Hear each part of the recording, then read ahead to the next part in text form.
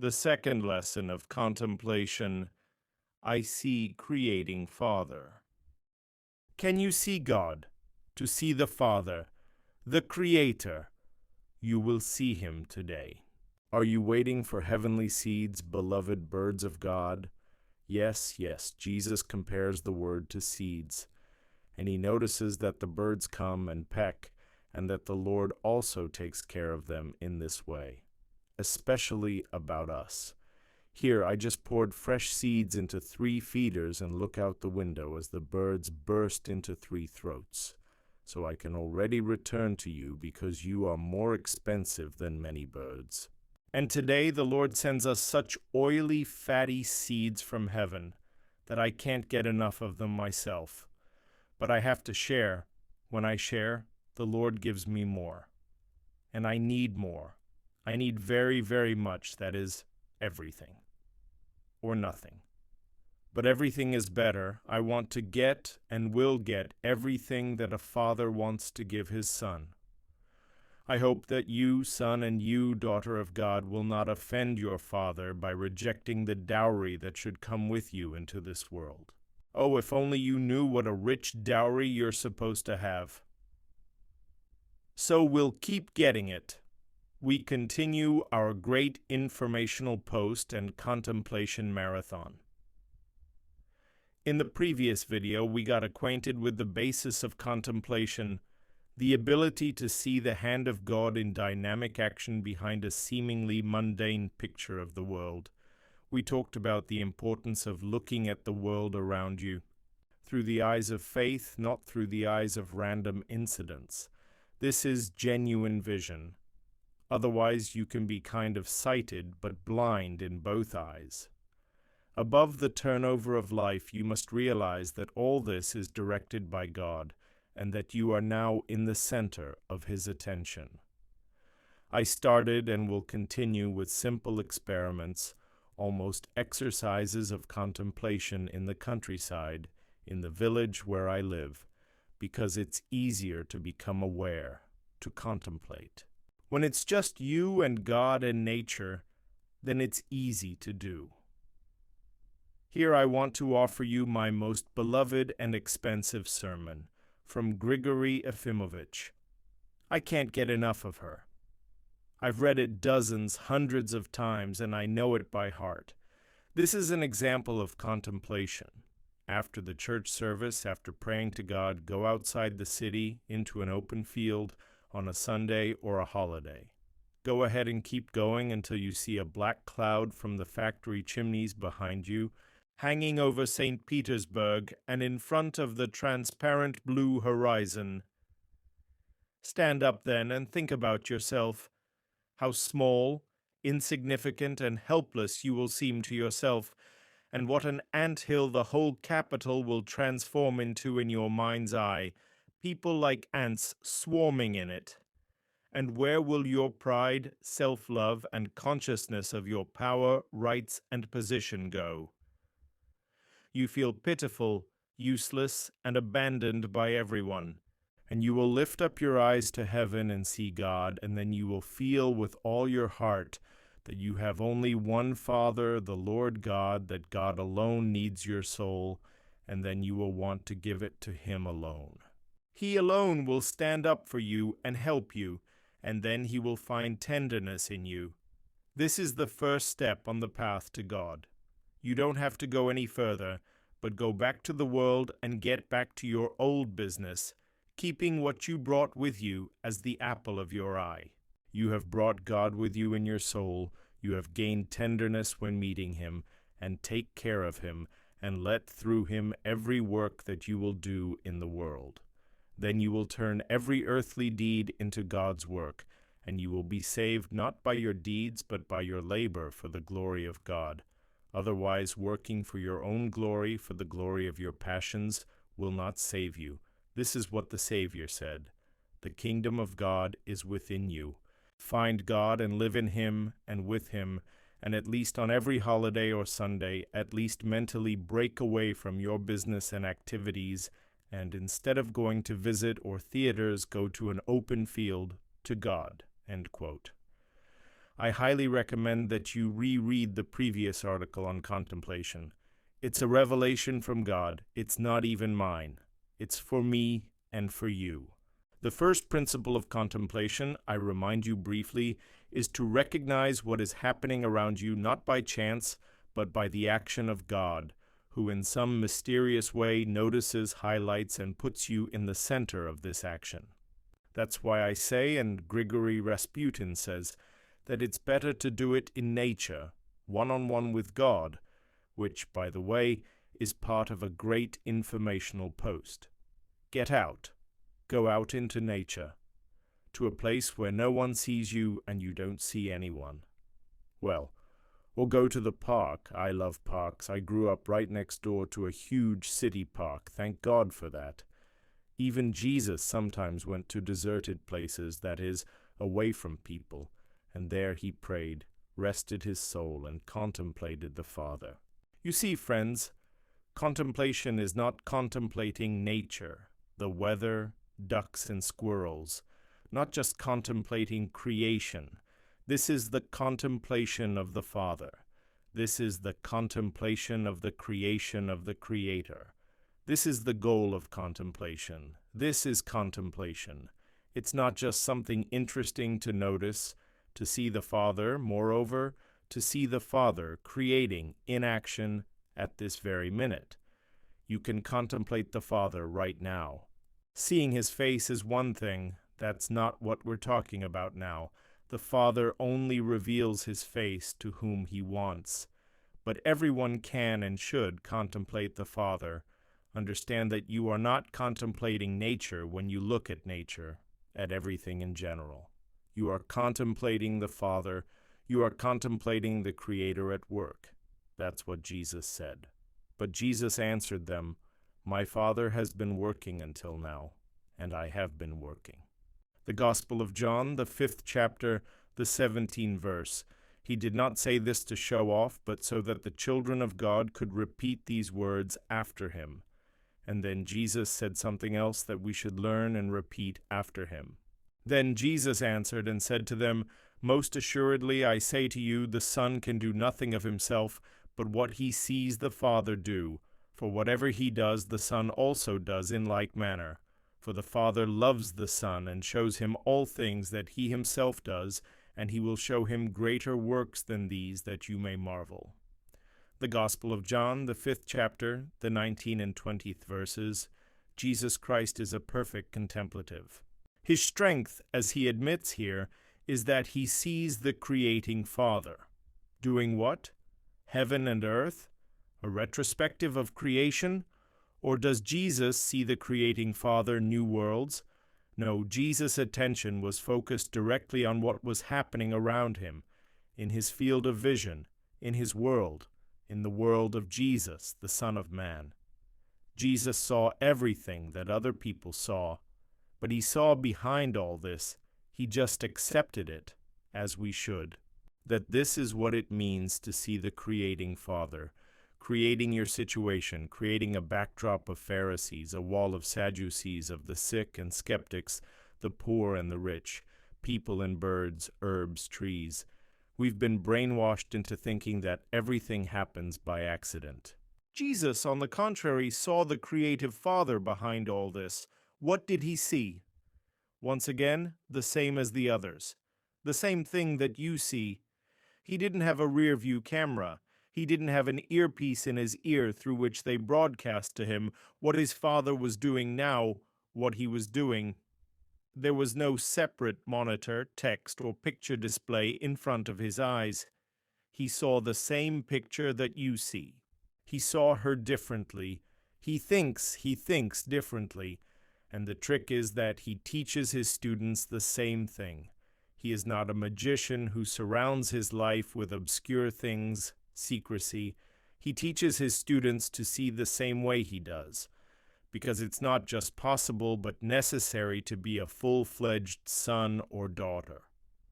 What kind of son is this who doesn't see anything his father is doing? What kind of daughter is this who thinks her father has forgotten her? Jesus teaches in every situation. He has not forgotten. Father even takes care of the birds, and he doesn't forget to take care of every little bird, especially you. We've all gone from father to prodigal sons and daughters. Although we were born sons and daughters, we do not see and do not accept the Father's care. We don't see what he's doing. And you open your eyes, says Jesus. Look around you at the fields, at the people, at the birds, at the Pharisee spluttering with saliva, at the poor widow, at the dog under the table eating crumbs. That's what he's doing. He's the one directing. So can you see the creating Father? You can't just do it, you already see it. All that remains for you is to realize and accept this, and I will help you with this. The Apostle Paul writes that even the pagans see God. Everything about him is constantly revealed to them, because what may be known of God is manifest in them, for God has shown it to them. For since the creation of the world his invisible attributes are clearly seen, being understood by the things that are made, even his eternal power and Godhead, so that they are without excuse. Epistle to the Romans, 1st chapter, verses 19 and 20. God shows them. To whom? To them? To the pagans. What about us? Doesn't it show us? Yes, it does. Look at the difference here. God reveals himself to pagans through looking at the creations created from the beginning, the stars, the moon, water, trees, and life. And he wants you, the sons and daughters of God, to look at the creations every minute, every hour. My Father is still creating, every situation. Listen, you'll need to reread all this many times. Jesus taught contemplation to his disciples every day for years. Contemplation, contemplation, contemplation. Because he knew from experience that it was so easy to understand and so difficult to accept. And he teaches this to his students day after day, so that they can see the Father creating every situation, feel the non-randomness of what is happening, and accept it by faith, that God looks at you and sees you, and cares for you, and sets you apart from everyone. Because this is the main and basic truth of life. It's true, really. But let me say, there may be injustice in the situation, or pain, or a conflict, or loss, or oppression, either disbelief or religious prejudice or fanaticism. How does God do this? How can he do this? And Jesus answers this question with an action and shows this is how we should see the situation.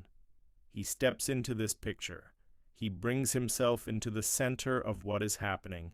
He intervenes and does what the Father wants in this situation, who makes the Son part of creation.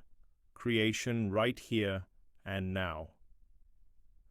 The Son, daughter, enters into a situation of injustice, illness, oppression, and resolves it. And it brings liberation, relief, and healing. That's how he announced his role in the whole picture when he quoted the prophecy of Isaiah at the very beginning of his ministry. The Spirit of the Lord is upon me, because he has anointed me to preach the gospel to the poor. He has sent me to heal the broken-hearted, to proclaim liberty to the captives and recovery of sight to the blind, to set at liberty those who are oppressed, to proclaim the acceptable year of the Lord. The Gospel of Luke, the 4th chapter, verses 18 and 19. And that's where effective contemplation begins to unfold before us. True Christian, filial and filial contemplation is not observation, philosophy, or reasoning. This is an action. You are recognized by heaven as a contemplative, as a son, as a daughter, when you take a step and enter into a situation. The Lord can reveal amazing things about creation to you, and you will believe in the Creator, but you will still remain on the level of a pagan. Unless you join this creation as a son or daughter, a contemplator is a transformer with his eyes open. People don't understand on their own what power is, what is the authority of the sons and daughters of God, because power usually means control and possession, often with elements of humiliation.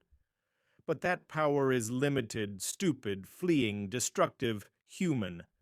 God gives his sons and daughters a completely different power. Jesus gave the disciples and us power over disease, over injustice, over prosperity, over correction, over the restoration of the whole world.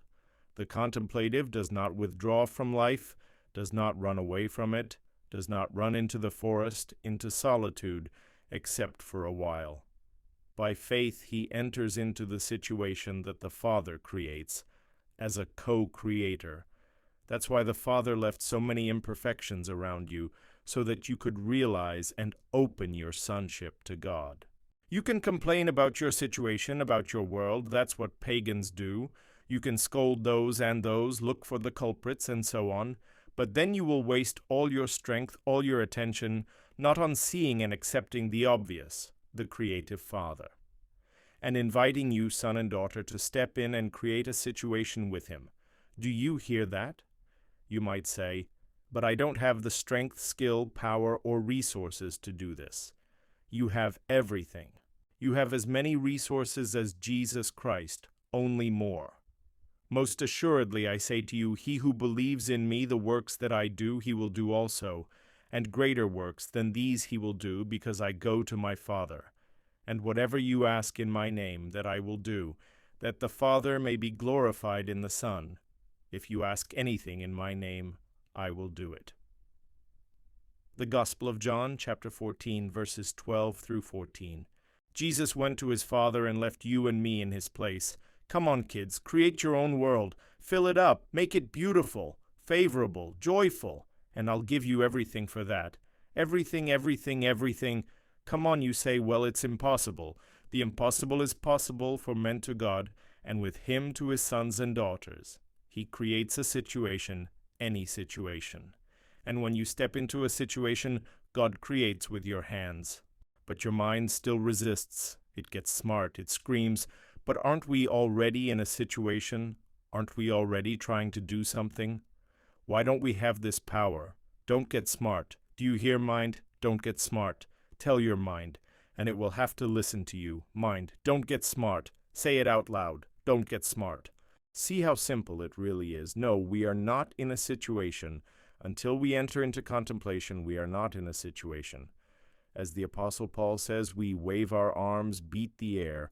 Are we fighting? We are kind, noble, and powerless with windmills. Aren't we Don Quixotes? This is not a battle.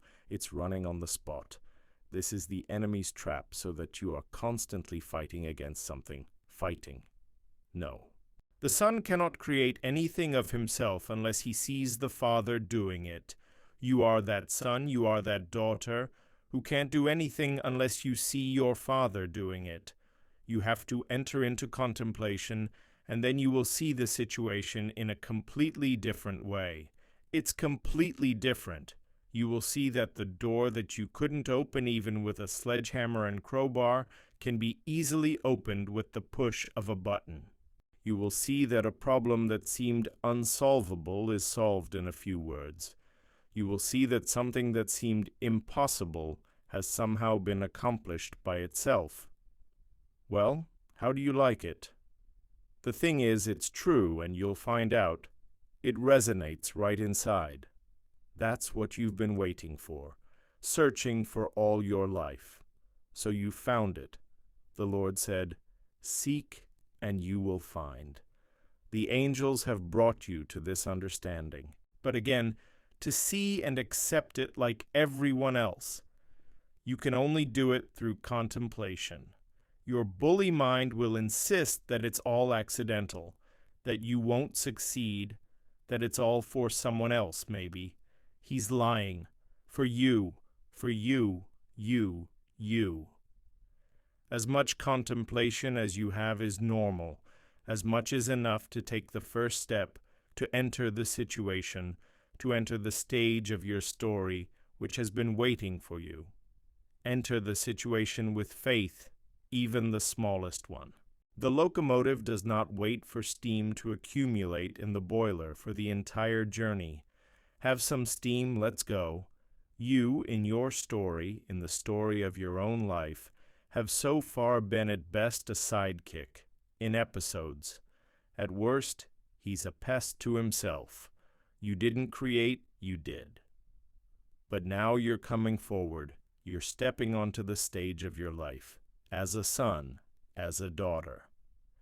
And it changes all the rules of the game. It changes the play of your life that someone else wrote for you.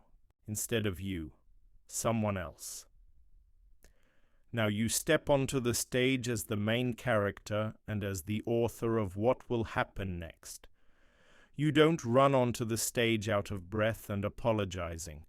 Don't you wonder what I should do to stay on stage? You see the Father creating, and you become the guide of this creation. You create your own world, your whole world. This is the power of contemplation. Even your actions are a necessary part of contemplation.